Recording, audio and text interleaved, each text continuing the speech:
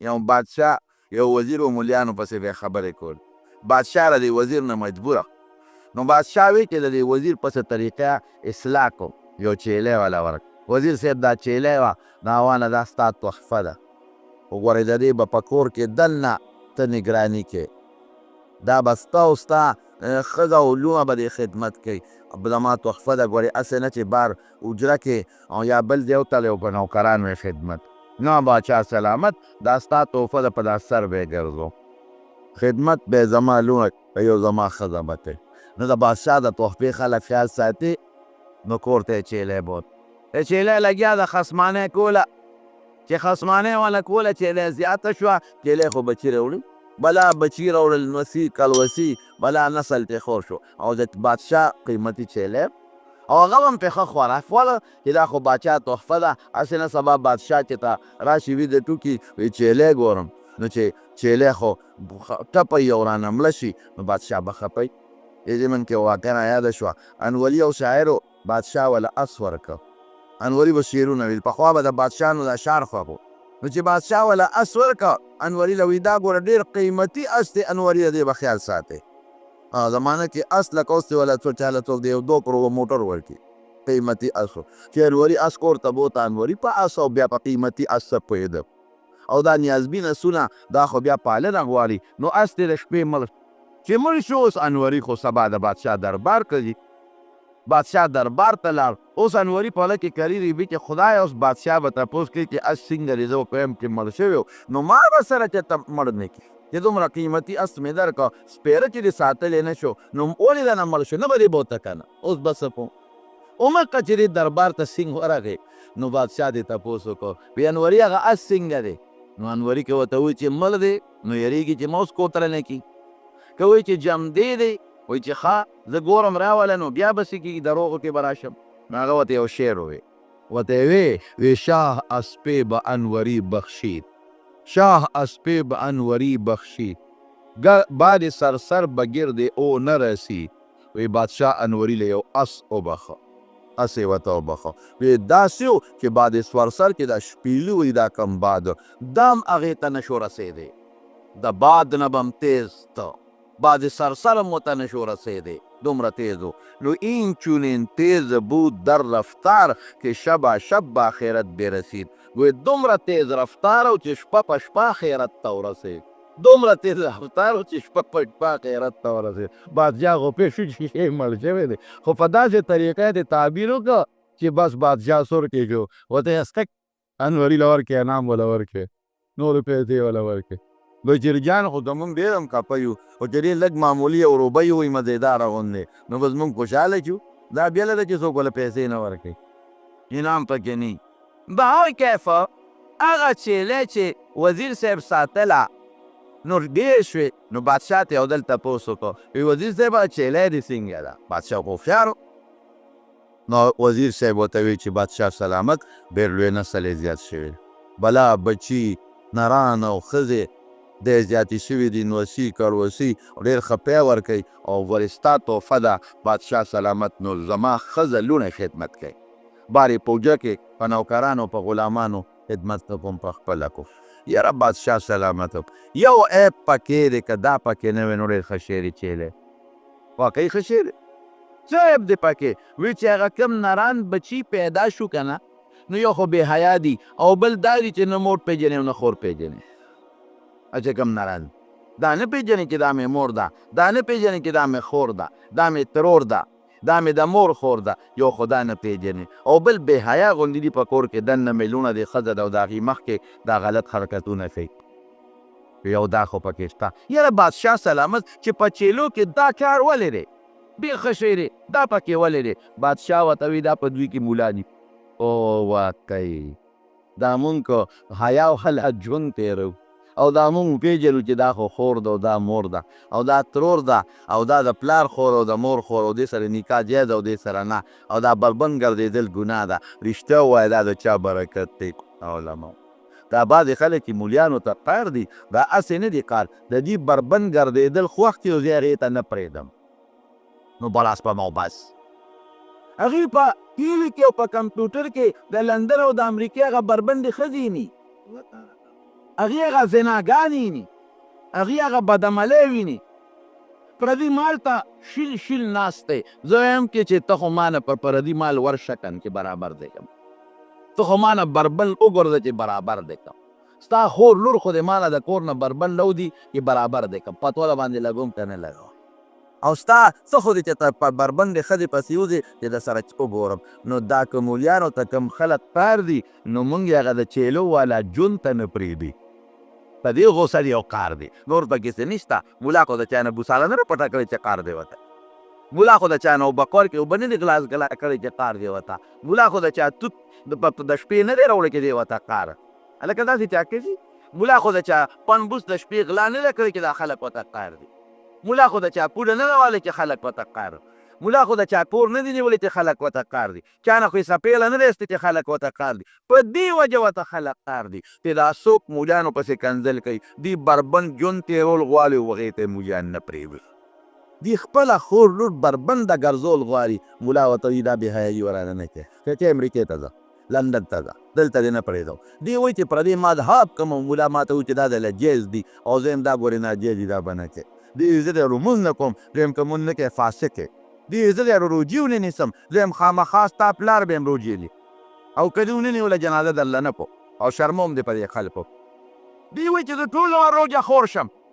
دې ټول عمر آزاد ژوند تېروم. ملا د آزاد ژوند ته نه پرېږدي، په دې پجې پوره پسې کنځل کوي.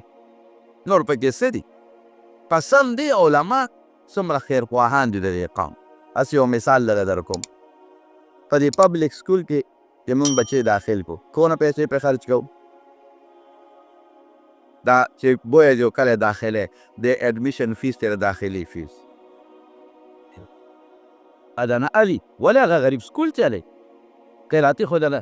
سکول نه چلی، استادان د تنخواګانې ورکوي، د بجلی بل ورکوي، سکول یې په کار یې نیولې دی، یا ځمکې والا بلډینګ یې پرې جوړ کړی دی، لکونه کروڑونه روپۍ په یو سکول باندې کړي. په دې 400 کې دا یو سکول تاسو وګورئ کروڑونه روپۍ پرې باندې کړي. لازمن به هغه پیسې اخلو، د کوره خو در باندې نه شي لګول. د اډمیشن فیس، داخلي فیس، دا ټیوشن فیس، د هرې میاشتې فیس، ها دا ترانسپورټ فیس د سوزکي کاري هم ورکوه. بیا راته وایي چې بچې د کمزوري مازدیګر ورته ټیوشن ونیسه، هلته وله نیسي. او بیا کتابونه، قیمتي کتابونه دا ده فلانکې یونیورسټۍ نصاب دی، ګوره ایکسپورټ او فلانکې هغه هم هلې، او بیګ، او بعضې سکولونو کې د غافې پرتوګ هم ورته اچوي، پتلون، او صاحب کوټ موټه، نو چې په هغې څونه خرچې راځي. په یو بچي باندې ستا په میاشتې کې د ډوډۍ ټپن کې د غرمې ډوډۍ موړي، سکول کې چې ناوخته چې روټۍ هم پکې خوري، او چپسو میپسو هم درنه 100-150 روپۍ دروځي وړي. چې دا ټولې دې په حساب کړې نو په معمولي سکول کې په یو بچي به ستا 15,000-16,000 روپۍ میاشت لګي، په غټ سکول کې به په 10,000 او 15,000 او 20,000 لګي. دا څه لپاره لګو؟ چې بچې زما د دنیا تعلیم زده کړي، او چې بچې د پیلم شي که نه، څلورم کې، پنځم کې، لسم کې، او پرنسپل صاحب مخې له درشي، نو ګیله ته نه کوې، غټ سلام ورته کوې. سره علي چې پیسې ده نه علي، او بیا هم ورته غټ سلام کوې. او چې وله سکول ته لاړ شي نو اخوا په کرسۍ به ورسره ناست دی، چې ښه فارغ شي نو خبرې به در سره کوي، څونه یې قدر کوې، حالانکې بچي ته دې سبق په بیه ښایي. او په کار دی چې قدر وکړو، د دا نه یم چې قدر به نه کوو، د سکول د استاد به هم قدر کوئ. زه د خپل سکول استاد چې زما کوم د سکول استادان پاتې شوي دي، یقین وکړه چې زه د هغوی اوس هم احترام او قدر یې کوم.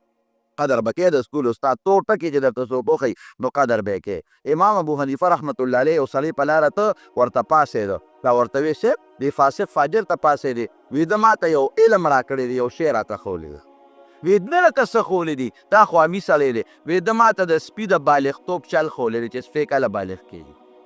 وی صاحب ډېر څه څه ویلي دي، وایي ما یو ځل شک وکړې دا سپی بالغ کېږي نو انسان ته خو پته خپله لګي، نو د دې دا به مونږ د څه نه معلومو چې سپی بالغ شو. وی دې سړي ما ته وی چې کله سپي متیازې کوي او دیوال ته خپه اوچته کړي نو دی د بلوغ نښه دی، بالغ دی.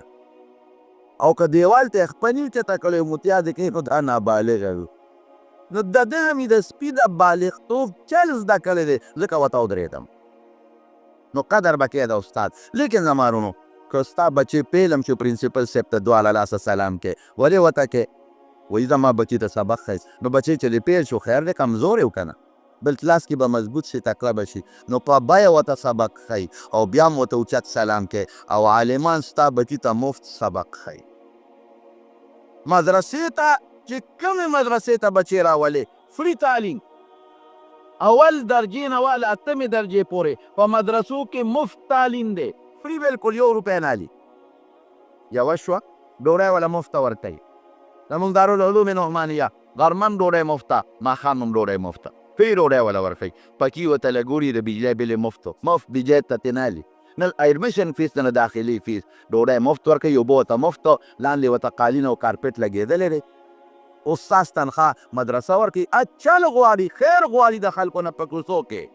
خو ستا بچي له به مفت تعلیم ورکوي نو مدرسه ستا بچي له مفت تعلیم ورکوي عالم ستا بچي له فری تعلیم ورکوي مفت ډوډۍ وله مفت ورکوي غرمه ماښام کتابونه مرفل ورکوي مدرسه ولې کتاب هغه خیر غواړي خو ستا بچي له به کتاب را پیدا کوي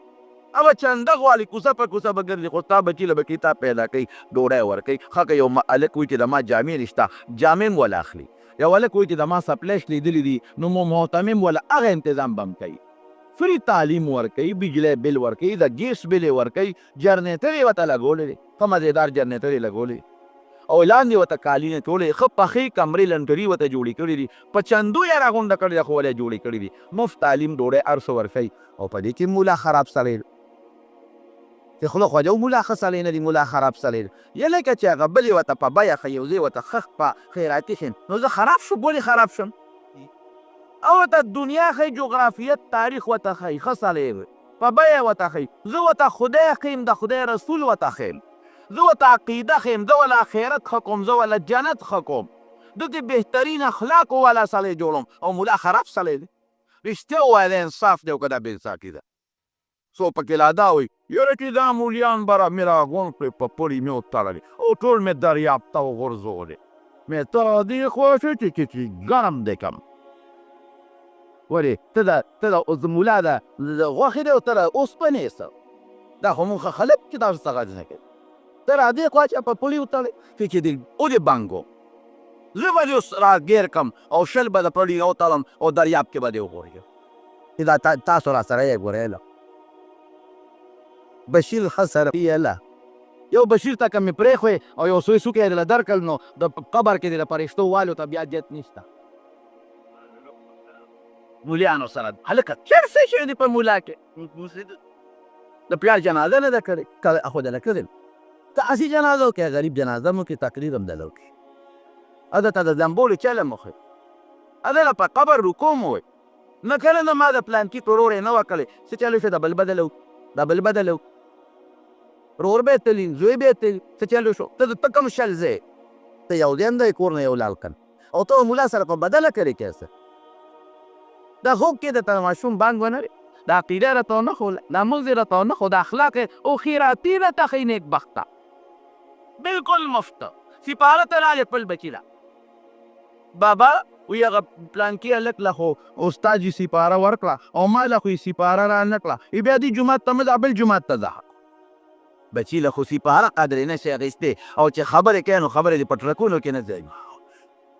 دا څه مونږ څه انصاف وکړو دا علماو سره رښتیا انصاف څه وکړه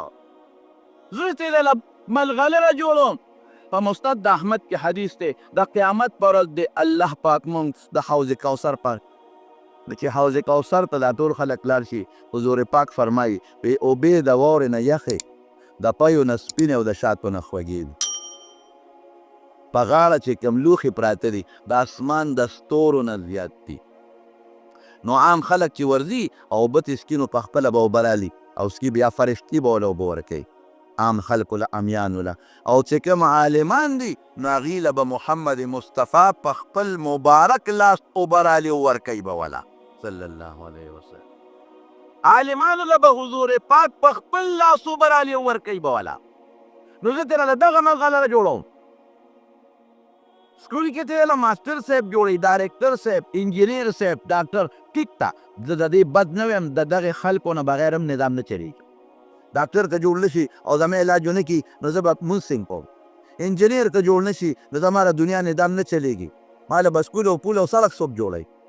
او دا سرکاري افسران که جوړ نشي د دنیا نظام به څوک چلی. دې ته انتهایی ضرورت دی، پکار دی چې دا جوړ شي. لیکن زه ترې څوک جوړوم؟ د ترې هغه انسان جوړوم چې حضور پاک مبارک په خپلو لاسو وله اوبه ورکوي، او د قیامت په ورځ به خلک سپارشونه کوي، قاري به هم کوي، حافظ به هم کوي، شهید به هم کوي، څوک به د 10 کوي، څوک د 50، څوک د 100، څوک د قوم او څوک د قبیلې، او عالم به د دونه خلکو سفارش کوي څومره چې په اسمان کې ستوري وي. ته چې دغه څلور ځله جوړوم نو زه بیا هم خراب شم، ویلا خراب شي. زه ورته خیراتي سبق ښیم په بیه نه، ډوډۍ، چای، کتاب، اوبه، بجلي، ګیس، هر څه ولرما. زه به ورله چنده غواړم خو ستا بچي له به فري تعلیم ورکوم. ماش او په دې کې وایي دا مولیان وایي خراب خلک دی. او یو د پاکستان وزیر وایي دا مدرسې جهالت خورئ. جهالت د پیغمبر دین جهالت دی. ظالمه څومره سپکه خبره دې کړه. بیا خو ته واګې ختلې وې، توبې یې وویستې وي دا ما داسې نه ده ویلې، داسې نه ده ویلې. مدرسې د پیغمبر دین خورئ، د حضور پاک عقیده عمل اخلاق خلکو ته رسئ، د پیغمبر علیه السلام مبارک چې کوم میشن و هغه میشن خلکو ته رسئ. دا د عالم کار.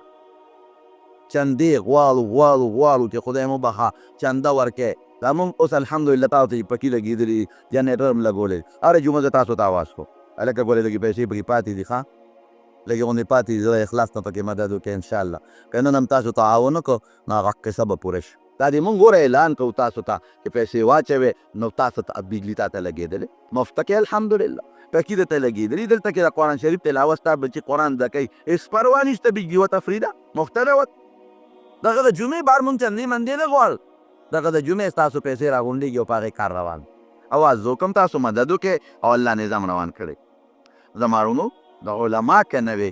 نو دا د دنیا دا خشته ښکلې نظام بنو. یورپ او د خلکو به یو بل سره د ځنګل د سارو د حیواناتو په شان ژوند تېرولی.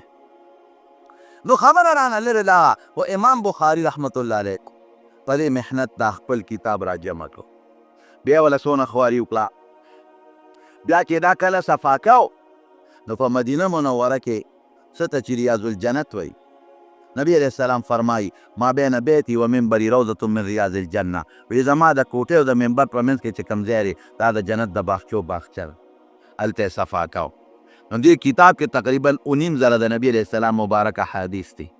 تقریبا. نو دی وایي ما كتبت حديثا الا اغتسلت وصليت ركعتين واستخرت الله تعالى حتى تيقنت صحته. وایي د هر حدیث ته مخکې مې یو ځل غسل کړی دی، 2 رکعته مې لمونځ کړی دی، استخاره مې کړې ده. نو دې کتاب له چې دا کوم کتاب کې د حضور پاک احادیث جمع کړي دي، امام بخاري 19 زره کارته غسل کړی دی، 19 زره کارته یې وله استخاري کړي دي، او تقریبا 15 زره رکعت یې وله لمونځ کړی دی. دونه خواري به څوک وکړي؟ نو مرتبې ته یې څه ګوره. لیکن زما ازمایشونه او ابتلاعات پې تېر شوي دي ډېر زیات. مولیانو باندې ازمایشونه خامخا راځي او دا د پیغمبر علیه السلام مبارک وینا ده. اشد الناس بلاء الانبیاء ثم الامثل فالامثل. زیات ازمایشونه او تکلیفونه په دنیا کې په پیغمبرانو راځي. یا چې څوک پیغمبر ته نږدې، بیا څوک هغوی ته نږدې، بیا څوک هغوی ته نږدې. وګورئ د حضور پاک باندې څومره تکلیفونه تېر شوي دي. طایف سفر وګورئ، او دارنګې تبوک ته وګورئ، د احد غزا ته وګورئ، وخت مبارک کې شهید شوی دی. حضرت ایوب علیه السلام باندې څومره تکلیفونه، حضرت یونس علیه السلام د کب ګیرې ته تللی دی، او دا تکلیفونه په علماو راځي. د امام بخاري باندې هم ډېر تکلیفونه تېر شوي دي، او دا تکلیفونه د سره وجې نه تېر شوي دي. په دې هم تاسو پوه کړم. بعضې خلک وایي دا مولیان په یو بل فتوې لګوي او جګړې کوي یو بل سره. ما خو جګړې نه دي کړې، دا خو غلط لګې، مونږ جګړې خو نه کړو، جګړې خو تاسو کوئ. چا مولا څوک د مرۍ نه نیولې ده ګرېوان، او چا پسې ټوپک راغېستې ډزې پرې کړی. دا ډزې ټوله ورځ مولیان کوي که دا تاسو کوئ؟ د مرۍ نه نیول او دا کنځل د مور او خور دا مولیان کوي؟ دا وایي په لوډ سپیکر تاسو یو بل پسې لګیا یې. ما ویو تاسو ته د هغې یو مثال در کوم.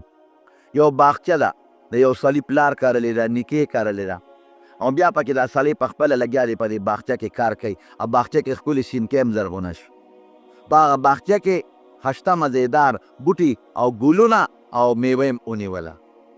او اوس دا توتکۍ دا دغه راځي، تورانه کې راځي، او دا قارغان راځي، او د هغې باغچې نه هغه بوټي او هغه ګلونه او هغه میوه خرابوي او شوکه یې او د شپې خاپیرکان راځي او په هغه باغچه باندې حملې کوي او هغه ګلونه او هغه بوټي تالان کوي. نو دا باغوان به کور کې په کټ کې سملي خوب به کوي او که دا کارغان مارغان به ترې سړي وایه او که کم باغوان هغه بالغ ته ډډه وواله چې بس یاره پلار نیکه راله باغچه کرلې وه او ما خو لګیا حفاظت یې وکړه بوټي هم ښه کامیاب شو او میوې هم ونیولې او ګلونه هم ښایسته دي او باقي به خپل کار کوي. نو دا قمقل دی که د هوښیار دی تاسو نه تپوس کوم دی به څه کوي دی دا چل کوي چې لاړ شي هلته نو ټیم یې راغېستي ټیم دنګوي. دا ټیم ولې دنګوي؟ ما په خپل یو ځای کې دنګار و خدای دنګار د څه دی وي دا د دې باغ نه کارغان مارغان شړي ټیم ورته څوک دنګوي او څوک لګیا دي ننده ورسره ده او خط نه خط په دې مارغانو غزارونه کوي او چا پکې هغه دغاښې کمیسه ویدان کړي چې دا کارغه مارغه پیږي چې انسان دی او لاسونه یې چت کړي دي نو تختې به نو ته چې د باغ حفاظت کوې نو کارغان ته شړی که نه شړی نو زما دا دین هغه باغ دی چې دا ما له محمد مصطفی صلی الله علیه وسلم کرلی دی دا ما له صحابو کرلی دی او دا د دنیا په اوبو نه دی سیراب شوی دا د صحابو تابعینو او د حضور پاک په وینو سیراب شوی دی او زما مشرانو علماو خدمت وکړو باغ کامیاب دي ګلونه یې کړي دي او میوه یې کړې ده نو رښتیا ووایه که کوم د خراب عقیدې خلک غلط عقیدې والا خلک راځي او زما په دې باغ باندې په دې ګلونو په دې بوټو حملې کوي نو زه به ترې دا مارغان کارغان شړم او که به ترې نه شړم ته ټیم دنګې زه به ټیم نه دنګوم زما هم ټیم دنګوم زما ټیم دا لوډ سپیکر دی که زه به دا دنګوم تا به پرې وم چې ګورې دا د خراب عقیدې سړی دی او د پیغمبر مبارک په دې عقیده حمله کوي ځان پرې ساته دا د خرابو عقیدې سړی دی د پیغمبر مبارک په دې حدیث او په دې حکم شرعي او په دې اخلاقو حمله کوي ګورې ځان پرې ساته نو زه به ټیم نه دنګوم زه به د شریعت د باقیت دفاع نه کوم زه به د پیغمبر د کرلی شوي باغ دفاع نه کوم که زه کوم نوی ملا وي په لوډ سپیکر لګیا یو بل پسې خبرې کوي دغسې امام بخاري رحمت الله علیه د هغه زمانه کې دا د خراب عقیدې کارغان مارغان خوارج به یې ورته وي معتزله به یې ورته وي مجسمه ورته وي جهمیه ورته وي او روافض یې ورته وي هغوی به په دین حمله کوله ده به پرې رد کو نو د باطلو خلکو ملګري خو ډېري که نه ډیل ته اوس یو ځای کې د ملا صفت کوه نو څوک به دې ملګري نه شي او که د ملا بد دې شروع کړ ټول خلک درسره ملګري کوي نقطې به پکې راوباسي ځان ته نه ګوري چې دا څلور ګوتې ما ته راته راتو دي او په ما کې څومره عیبونه دي او په ما کې څومره نقصانات دي او مثبت سوچ هم نه کوي مثبت سوچ نه کوي چیرې واقع ده ټیک ده عالمانو کې خو به نقصانات دي خامخا به لیکن دا نه ګوري چې دا علماو را د امت ته او د دین ته خیر څونه دی او برکات یې څومره دی د امام بخاري پسې به دا خلک شو نو غریب به د یو ځای نه خلکو په مخه که نو بل علاقې ته بلام نو د هغه ځای نه بیا په مخه که نو بل علاقې ته بلام نو په دې اخر وخت کې الحمدلله بیدي چې لاړه شي وایه به انا لله و انا الیه هر تکلیف چې پیښ شي نو انا لله وایه نو ثواب به مو ګټل او چې بیا یې خوشحالي راشي بجلي راشي نو بیا به څه وایې الحمدلله دا هم بل ثواب وشو ګوره پوټې خته کې دی او ثواب پرې درته میلاوي پتلوم ثواب او په راتلوم ثواب نو امام بخاري رحمت الله علیه د اخیري کې د خپل علاقې ته راغی د ازبکستان یو ګورنر ورته چا ولمسو یو دیني مسله و اصل کې ورته ولمسو نا گورنر تو وتوی وی دا کتاب دی راوړه دا بخاري شریف او زما په محل کې به زما بچو ته ښه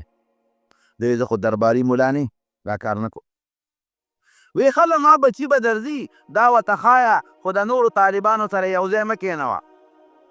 ځان له کېنوه امام بخاري وی دا کار هم نه کوم لا اذل العلم علم نه سپکوم که ستا بچي د نورو طالبانو سره یو ځای کینې ورته یې ښیم ګرمې رالیکه وی زما د علاقې نه وځه نو دی غریب د دغه علاقې نه موت او هغې ګورنر ته خو یې خیره وکړه خدای غرق او تباه کړ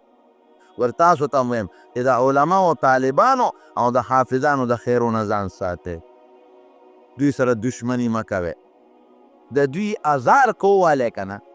خدای به مقدر کوي ابو جهل 14 کاله مقور کړی و د پیغمبر دشمنو 14 کاله نو د دې مظلومانو بې کسه بې څوک ازار مالی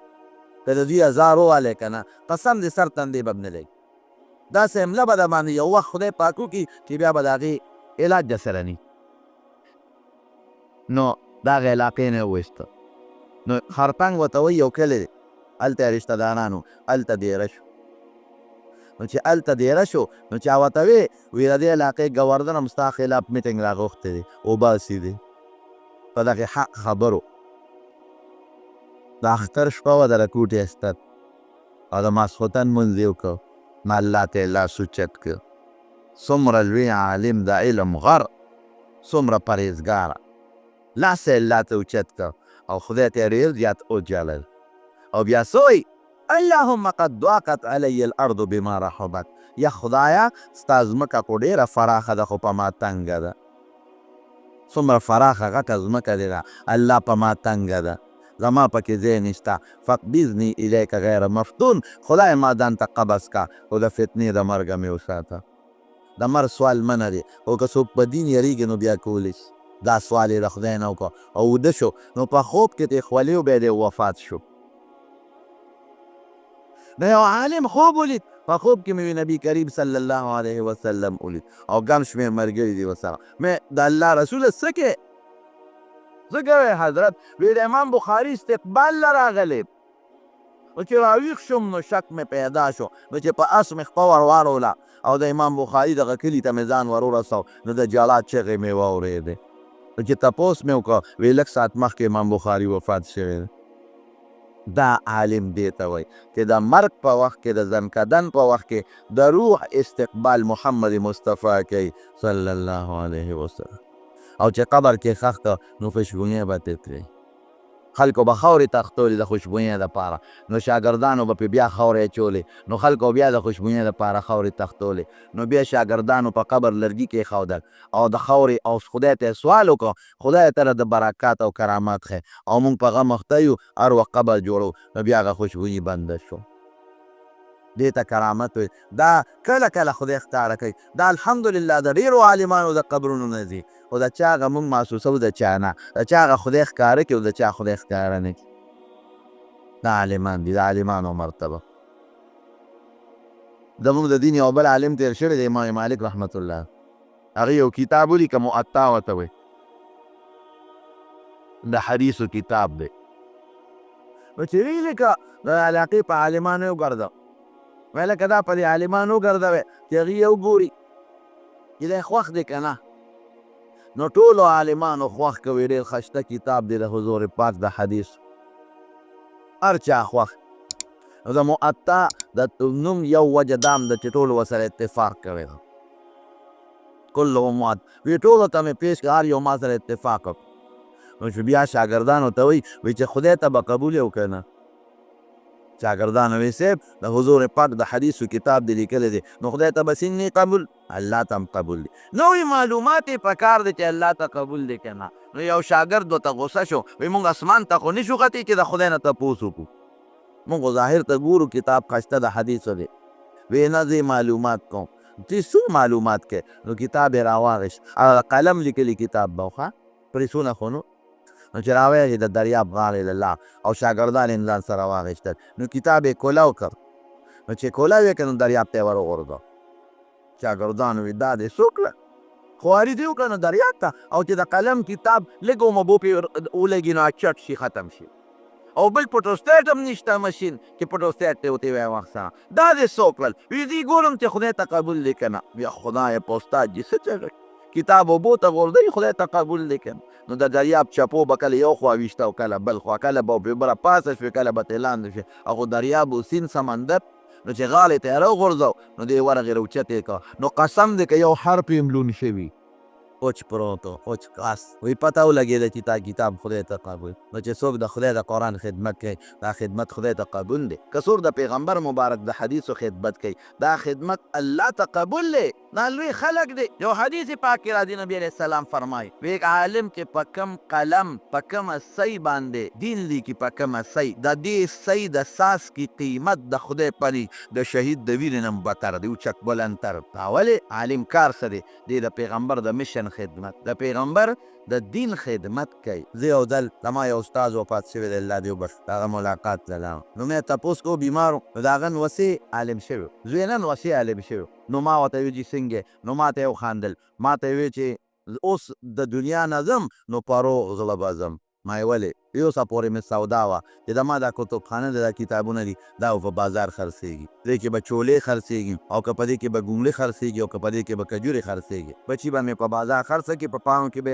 څیزونه خرڅېږي وروسته مې نو هسې عالم شو نو په روغ زړه به ځم ولې کتابخانه زما محفوظه شوه زما کتابونه د هغې خدمت به د دین وشي نو حضور پاک کره دنیا نه تللی دی په روغ زړه تللی دی ولې په روغ زړه تللی دی ځکه هغه د صحابو په شان عالمان د ځان نه وروستو پرېښي دي هغه په روغ زړه تللی دی چې کوم میشن زما چې د الله قرآن او حکمت او سنت امت ته رسول دي نو زما د صحابو په شان شاګردان عالمان پاتې دي بې رسۍ هغې خپلو شاګردانو ته هغې نورو ته اوس د دې زمانې علماو ته رسېدلی دي او دا علماو حقه میشن خوړی کوم چې د حضور پاک حقه شی امت ته رسوي د پیغمبر علیه السلام مقصد څه چې خلکو ته قرآن ورسي او د قرآن په معنا خلک پوه شي د مقصد نو چې الوګان پیدا شي د مقصد نو چې ګنیک پیدا شي د مقصد نو چې تجارتونه دی شي دا خو د دنیا د نظام د چلولو ذریعې دي دې دپاره پیغمبران نه دي راغلي دا به کوو لیکن د پیغمبرانو د راتلو مقصد دا نه دی انما بعثت معلما نبی علیه السلام فرمایي د دې له راغلم چې خلکو ته ښه تعلیم ورکم بعثت لیتمم مکارم الاخلاق چې خلکو ته ښه خوی وښیي نو چې پیغمبر کوم مقصد د راغلی دی هغه مقصد نن څوک پوره کوي هغه ډیوټي چا په سره غچې ده عالمان ښکلې عقیده اعمال اخلاق د عالمان خلکو ته رس زما زما د دې خبرو مقصد څه دی زما د دې خبرې مقصد دا دی دا نه چې زما عزت دا مقصد مې نه دی زما عزت کې مې غرض نه دی زه چې سوزکي ته وخېږم او زه ته د سیب پکې نی نو که سر کې د جغه مې نو ماته به سیب پرېږدې خامخا به راته پرېږدم ځان غرض مې ځان کې نه دی او که په لاره روان یم او چې ته په ځمکه پرېوتم نو که خانه مې نو ماله به لاس راکوي ما به اوچتی او که دې خوښ یي او که بد دي په دا مسله به راته مخکې ودرېږ ځان نه یاد زما د دې خبرو مقصد دا دی یو که د علماو دشمني مه کوئ علماو سره جوړ پیدا لمنې ونیسئ او عالمان د خپل سر تاجونه وګڼئ تاجونه او که ته دا غلطي ورته کېږي دا کېږي دا نو دا دنیا ده په دې دنیا کې تا نه هم غلطی کېږي او د هغه نه به هم کېږي تا نه به سل کېږي او د هغه نه به لږ تا نه به زر غلطی کېږي د هغه نه به سل غلطی کېږي دنیا ده مثبت سوچ وکړه چې دا زما ته زما بچو ته دین ښایي او ما د پیغمبر سره او د الله سره زما جوړ پیدا نمبر یک دویم مې د خبرې څه مقصد دی دویم مې دا مقصد دی چې خپل یو بچی عالمان د زړه نه قصد وکړې د چا بچی که واله دي نیت وکړې د یو بچي چې یو بچی خدای پاک زموږ عالم دا نیت وکړې نیت د تاسو ته یو مثال درکوم په دې دغه کې انګلینډ کې یو قادیاني تېر شوی دی د میرزا مسرور نه مخکې تېر شوی دی یو قادیاني هغه په افریقا کې د ښځو یو جلسه وکړه د افریقا څخه زیات دي نو چې د ښځو جلسه یې وکړله نو هغه شی به اعلان وکړو وی ما ټولو ښځو ته اعلان وکړو وی ما له یو بچی راکړې نو په او لس زره ښځې راغونډې کړې وې نو لس زره ښځې به ما له یو بچی راکوي لس زره بچي به راکړې نو تاریخ لیکي چې په هغه مجلس کې 10,000 بچي ورته خلکو وقف کړل کومره بچي ورته وقف شو نو زه تاسو ته دا خبره کوم چې تاسو په دې مجلس کې ناست الحمدلله ډېر خلک ناست زه د الله او د رسول د علم دپاره ستاسو نه د یو بچي مطالبه کوم یو بچي مطالبه کوم نو نیت وکړئ د دې خبرې که د چا بچي واړه وي او علم کولی شي نو نیت وکړئ یو بچی الله او رسول له ورکړئ دغه بچی به ستا په دنیا کې هم د فایدې ذریعې او دا بچی به ستا په آخرت کې هم د فایدې ذریعې دنیا کې به هم دا بچی ستا لپاره ملغلرې او په آخرت کې دا دین د کابل مولا ته او باجول مولا ته او دیر مولا ته او سوات مولا ته او بلوچستان مولا ته مه پرېږدئ هغې غریبانان لګیا دي په خپل ملک او په خپل علاقه کې د خپل دین خدمت کوي اشنغر مولا هم پیدا کړي تورنزو مولا هم پیدا کړي عثمانزو مولا هم پیدا کړي او چارسدي مولا هم پیدا کړي او ناګومان مولا هم پیدا کړي په خپل قوم کې یو عالم پیدا کړي او دا سوچ مه کوئ چې لونی به څوک ورکوي د رزق ذمهداري چا غشتې ده په سر الله غشتې ده کوو به انشاءالله داسې کوو نو انشاءالله دا مې ته د مطلقې د غټو علماو بیان وکړو او آینده جمعې لکه خدای پاک توفیق راکړو نو بیا به راته انشاءالله زمونږ د دیوبند د اکابرو د علماو چې څه شوي دي او د هغوی نه الله امت ته کوم خیر رسولی دی د هغې بیان در کوم انشاءالله الله تعالی دې زمونږ خیر و برکت نصیب کړي دا یو ملګری دی دعا غواړي پریشانی یې الله دې پریشانی په خوشحالۍ باندې بدله کړي دا یو بله ښځه ده عمرې دپاره ځي